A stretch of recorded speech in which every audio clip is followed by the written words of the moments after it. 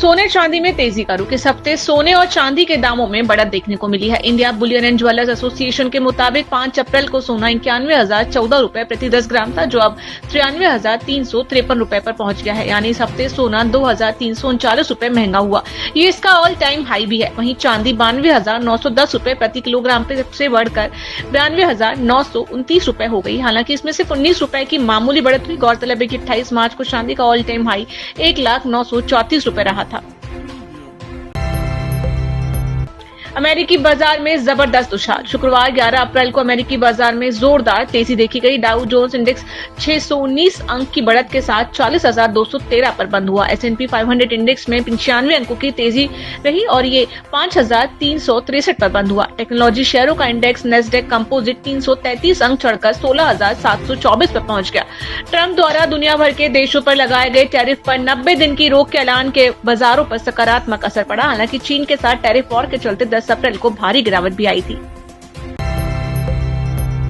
Toothpaste विज्ञापन विवाद। डाबर और कोलगेट के बीच टूथपेस्ट को लेकर विवाद गहराता जा रहा है। दिल्ली हाई कोर्ट ने डाबर से कहा कि वह अपने फ्लोराइड बेस्ड टूथपेस्ट के खिलाफ किए गए दावों के वैज्ञानिक प्रमाण पेश करे। डाबर ने अपने एक विज्ञापन में दावा किया कि फ्लोराइड युक्त टूथपेस्ट बच्चों का IQ घटा सकता है, इससे हड्डियां कमजोर होती हैं। कोलगेट ने इसे भ्रामक बताते हुए कोर्ट में याचिका दायर की थी, जिस पर सुनवाई करते हुए कोर्ट ने डाबर को अपने दावों के पक्ष में साइंटिफिक एविडेंस पेश करने के आदेश दिए हैं।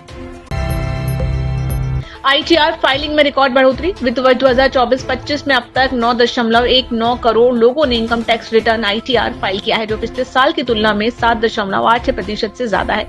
सबसे अधिक ITR महाराष्ट्र में फाइल हुए हैं, जहां 1.39 करोड़ लोगों ने रिटर्न भरा। वहीं देश में 10 करोड़ रुपए से ज्यादा सालाना आय वाले 10,814 लोगों ने रिटर्न फाइल किया है। 5 से 10 करोड़ की आय वालों की संख्या 16,797 से है, जबकि 1 से 5 करोड़ इनकम वाले 2.97 लाख लोगों ने ITR दाखिल किया है। औद्योगिक विकास दर में गिरावट। फरवरी 2025 में भारत की औद्योगिक विकास दर घटकर 2.9% पर आ गई है, जो पिछले 6 महीनों में सबसे कम है। जनवरी में दर 5% थी। मैन्युफैक्चरिंग और माइनिंग सेक्टर की कमजोर परफॉर्मेंस इसकी मुख्य वजह रही। मैन्युफैक्चरिंग सेक्टर की ग्रोथ भी गिरकर 2.9% पर आ गई है, जो अगस्त के बाद सबसे निचला स्तर है।